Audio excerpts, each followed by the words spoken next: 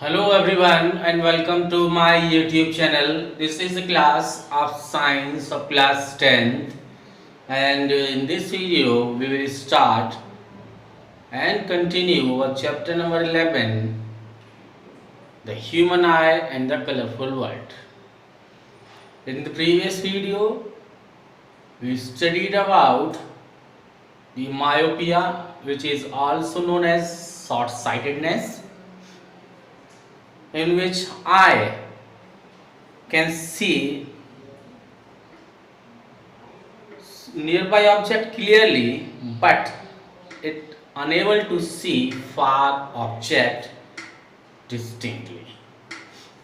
पास रखे हुए ऑब्जेक्ट को आसानी से देख सकते हैं लेकिन दूर रखे हुए ऑब्जेक्ट को नहीं देख पाते हैं, तो आँख के अंदर जो बीमारी होती है उसको हम कहते हैं myopia, short sightedness, and it is corrected by the use of concave lens. ये हम लोग पिछले वीडियो में जान चुके हैं। Now in this video we will talking about another type of defect of vision, which is a hypermetropia.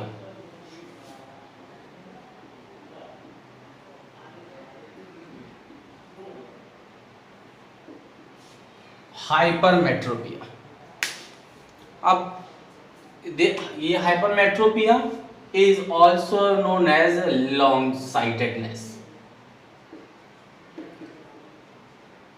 also known as a long sightedness. Long sightedness के तौर पर भी जाना जाता है, in which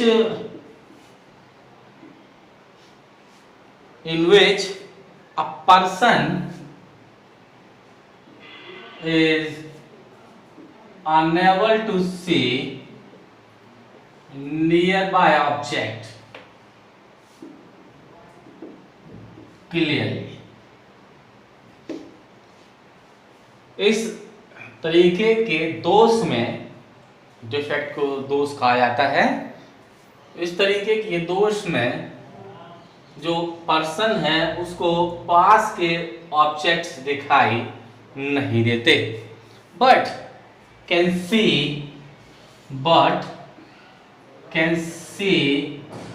distant object distinctly.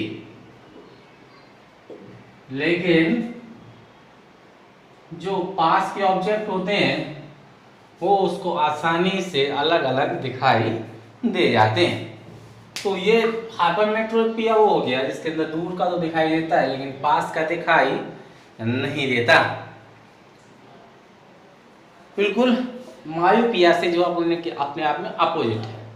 Myopia में पास का दिखाई देता है, दूर का दिखाई नहीं देता, और इसमें पास का दिखाई नहीं देता लेकिन दूर का दिखाई देता है। इसमें होता क्या है, कॉजेस का है, कारण क्या है इसका, जो सिलियरी मसल्स होती हैं, ciliary muscles do not contract properly, पूरी तरीके से सिकुड़ती नहीं है।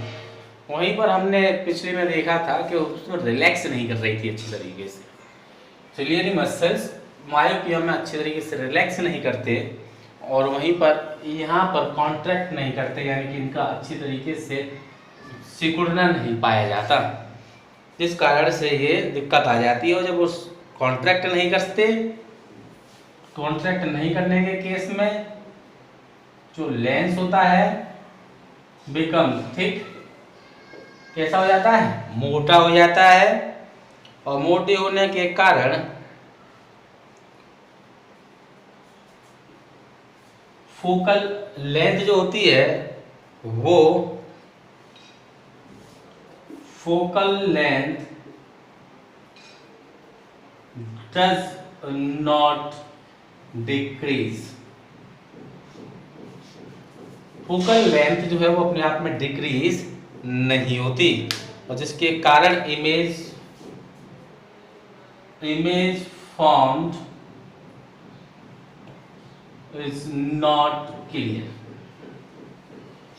इसलिए जो इमेज रेटिना पर बनती है वो अपने आप में साफ साफ नहीं बनती और आसानी से आइडेंटिफाई नहीं किया जा सकता। समझिए, a vision artifact of vision in which a person is unable to see nearby object clearly but can see a distant object distinctly. Ciliary muscles do not contract properly, by which lens become thick and short.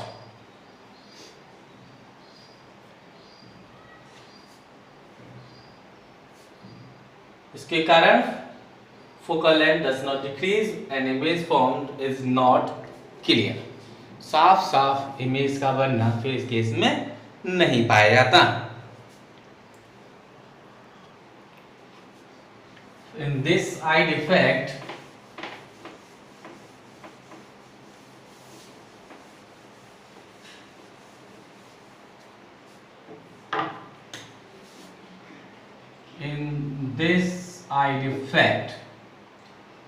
that eyeball being too short,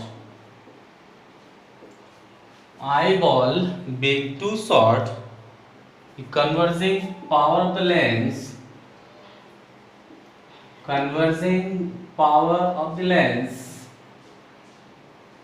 become low, being too low, या कह सकते हैं कुछ भी, being too low। Eye ball जो है अपने आप में छोटा हो जाता है, छोटा होने के कारण जो पावर होती है लेंस की वो अपने आप में कैसे हो जाती है, बहुत कम हो जाती है। और इसके कम होने के कारण image formed due to which image formed behind the retina, जो इमेज है वो रेटिना के पीछे बनने लगती है, क्योंकि लेंस की जो कन्वर्जिंग पावर है वो अपने आप में क्या हो जाती है, बहुत कम हो जाती है। वो अपने ऊपर आने वाली सभी रेस को कन्वर्ज नहीं कर पाता। जैसे ये यहाँ है हमारी, this is the I and this is called eye lens. When the light rays comes parallel to the principal axis, these are the incident rays, and after striking this, the lens has low converging power. That's why these rays will not converge and meet after the retina or behind the retina, जिसके कारण जब ये अपने आप में converse सही तरीके से नहीं कर पाता है तो उस केस में जो जितनी भी रेज आई थी वो सब रेटिना के पीछे जाकर मिलना शुरू हो जाती हैं। तो जो इमेज है वो रेटिना के पीछे बनना शुरू हो जाती है, बिहाइंड रेटिना। तो इस तरीके से होता है हाइपरमेट्रोपिया के अंदर। अब जब इमेज पीछे बनने लगी है तो उसको करेक्ट कैसे किया जाए, सही कैसे किया जाए जिससे कि इमेज दोबारा से रेटिना पर बनने लगे। टू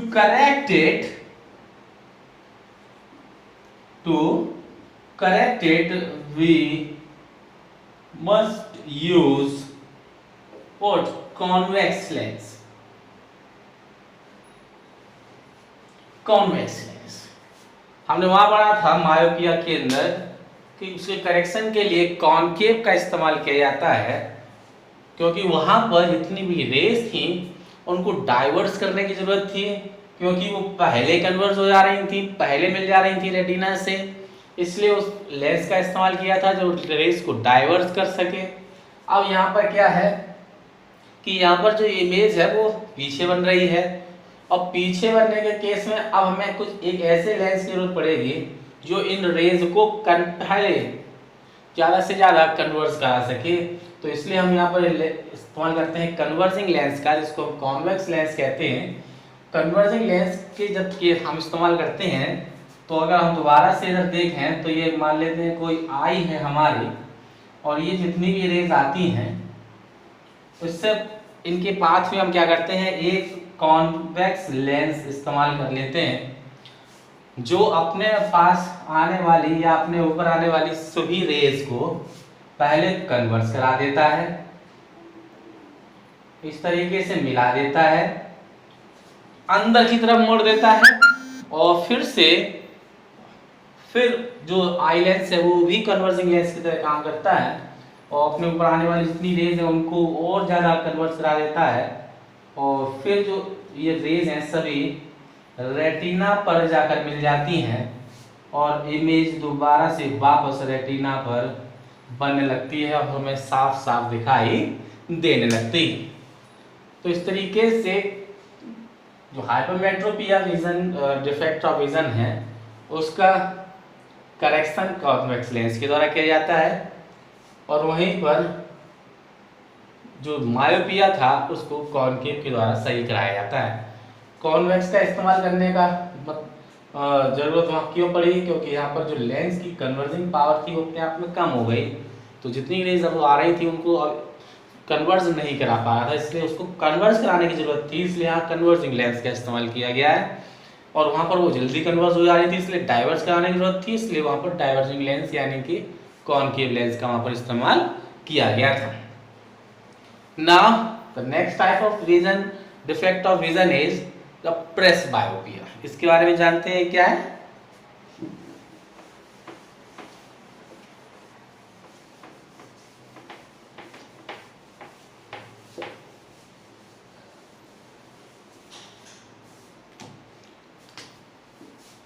प्रेस बायोपिया तीसरे तरीके के डिफेक्ट ऑफ विजन को प्रेस बायोपिया के नाम से हम लोग यहाँ जानते हैं। अब ये कहा जाए कि ये डिफेक्ट कब आता है? It happens with the gradual increase in age. जैसे जैसे ये अपने आप में एज बढ़ती चली जाती है ये विजन आता चला जाता है, यानी ये डिफेक्ट होता चला जाता है लगभग समय के साथ। जैसे जैसे एज बढ़ती चली जाती है तो जो आँख की आई की कन्वर्जिंग या आई लेंस की जो फोकल लेंथ को एडजस्ट करने की जो पावर है वो अपने आप में कम होती चली जाती है। तो वो फोकल लेंथ को जब एडजस्ट नहीं कर पाता है तो वो दूर के ऑब्जेक्ट को भी नहीं देख पाता साफ साफ और पास के ऑब्जेक्ट को भी साफ साफ नहीं देख पाता है। तो प्रेस बायोपिया एक तरीके से जो विजन है इनवेज द सिलियरी मसल्स वीकन्स, यानी सिलियरी मसल्स जो है वो अपने आप में कमजोर हो जाती हैं, वो ना ही पूरी तरीके से कॉन्ट्रैक्ट कर पाती हैं। सिलियरी मसल्स यहाँ पर क्या हो जाती हैं, वो वीकन कमजोर हो जाती हैं, due to which it cannot relax and contract properly। ये ना ही पूरी तरीके से रिलैक्स करती है और ना ही पूरी तरीके से कॉन्ट्रैक्ट कर पाती है, जिसके कारण person can not see distant object and nearby object clearly। तो ना ही पास का ऑब्जेक्ट दिखाई देता है और ना ही दूर का ऑब्जेक्ट साफ साफ दिखाई देता है। अब जब ये तरीका आ गया, जब दूर का भी दिखाई नहीं दे रहा तो पास का भी नहीं दिखाई दे रहा है, तो जब हमें दूर का दिखाई नहीं दे रहा था, जब हम फार ऑब्जेक्ट देख नहीं सकते थे, फार ऑब्जेक्ट, तो हमने क्या इस्तेमाल किया था, कौन से लेंस का इस्तेमाल किया था जब दूर का दिखाई नहीं दे रहा था और पास का दिखाई दे रहा था? पास का नहीं दिखाई दे रहा था तो हम इस्तेमाल कर रहे थे कौन सा, कॉनकेव। और जब नियर ऑब्जेक्ट दिखाई नहीं दे रहा था, जब पास का ऑब्जेक्ट दिखाई नहीं दे रहा था, तब हम इस्तेमाल कर रहे हैं कॉन्वेक्स, करेक्शन के लिए। करेक्शन के लिए फार ऑब्जेक्ट को क्लियरली देखने के लिए हम लोग इस्तेमाल किया कॉनकेव लेंस का, और नियर बाई ऑब्जेक्ट को साफ साफ देखने के लिए इस्तेमाल कर रहे हैं कॉन्वेक्स लेंस का। करेक्शन के दौरान, ये मायोपिया के दौरान और ये हाइपरमेट्रोपिया के दौरान। अब यहाँ पर ये दोनों ही परेशानी आ गई, तो कह सकते हैं कि जब दोनों ही परेशानियां सामने आ जाती हैं, तब दोनों तरीके के लेंसेज का ही वहां पर करेक्शन में इस्तेमाल करना है। तो इस तरीके के विजन को करेक्ट करने के लिए we must use to correct it, we must use what, क्या इस्तेमाल करना है, spectacles of bifocal length। Bifocal length यानी कि जिसके अंदर कॉनकेव लेंस भी मौजूद हो और कॉन्वेक्स लेंस भी मौजूद हो, इस तरीके के स्पेक्टिकल्स का इस्तेमाल हम लोग इसके अंदर करेंगे। अब अपर साइड अब जानने की जरूरत है कि वो लगेगा कहां। जो कॉनकेव है that is used to see far off object। Concave जो है वो हमें क्या, दूर के ऑब्जेक्ट को दिखाने में हेल्प कर रहा है। तो जो कॉनकेव है वो अपर पार्ट में आएगा, क्योंकि हम दूर के ऑब्जेक्ट को जब भी देखेंगे तो बिल्कुल सामने देखेंगे, सीधा देखेंगे, आंखें बिल्कुल सामने होंगी। तो ऊपर के ऑब्जेक्ट को देखने के, फार ऑफ ऑब्जेक्ट देखने के लिए कॉनकेव, और ये लगेगा अपने आप में अपर पार्ट है। ऊपरी भाग में लगेगा ये कॉनकेव लेंस जो हम स्पेक्टिकल्स बनवाएंगे, उसमें हाफ अपर पार्ट जो होगा उसमें लगेगा कॉनकेव, और ये लगेगा लोअर पार्ट में। क्योंकि जब पास की चीजों को पढ़ते हैं तो नजरों को झुका के पढ़ना पड़ता है, इसलिए जो नीचे आधा पार्ट होगा स्पेक्टिकल्स का, उसमें आधा पार्ट कॉन्वेक्स होगा और वो नीचे की तरफ लगाया जाएगा, जिससे कि हम नीचे करके, नजरों को नीचे करके हम पास का पढ़ सकें और नजरों को उठा के दूर का भी पढ़ सकें। तो इस तरीके से बायोपिया को भी करेक्ट जो है अपने आप में किया जा सकता है।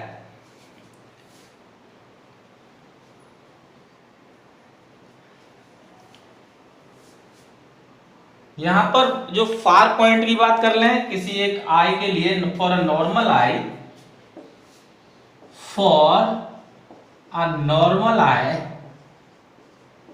जो आंख अपने आप में पूरी तरीके से स्वस्थ है, उसके लिए फार पॉइंट जो है, फार पॉइंट का मतलब कहां तक आंख देख सकती है, वो अपने आप में इंफिनिटी है, अनंत तक देख सकती है। यानी कि जहां तक नजर जाएगी तहां तक आंख को दिखाई देता है, अगर स्वस्थ है अपने आप में तो। और वहीं पर अगर नियर पॉइंट की बात करें, जो पास कम से कम डिस्टेंस जो होता है हमारे पास, जिस पर रखकर हम किसी ऑब्जेक्ट को आसानी से देख सकते हैं, without any strain, without any pain etcetera etcetera, बिना किसी दर्द, बिना किसी तकलीफ के, आंखों के द्वारा जिसको साफ साफ देखा जा सकता है, वो 25 सेंटीमीटर है। यानी कम से कम अगर हम किसी बुक को पढ़ते हैं तो 25 सेंटीमीटर दूर उस ऑब्जेक्ट को हम रखें, बुक को रखें और उसको आसानी से पढ़ें। अगर हम पास में लेके आते हैं तो आंखों पर बहुत ज़्यादा दबाव पड़ता है, जिस केस में आंखें जो अपने आप में खराब हो सकती हैं। आगे की बात हम लोग करेंगे अपने अगले वीडियो में।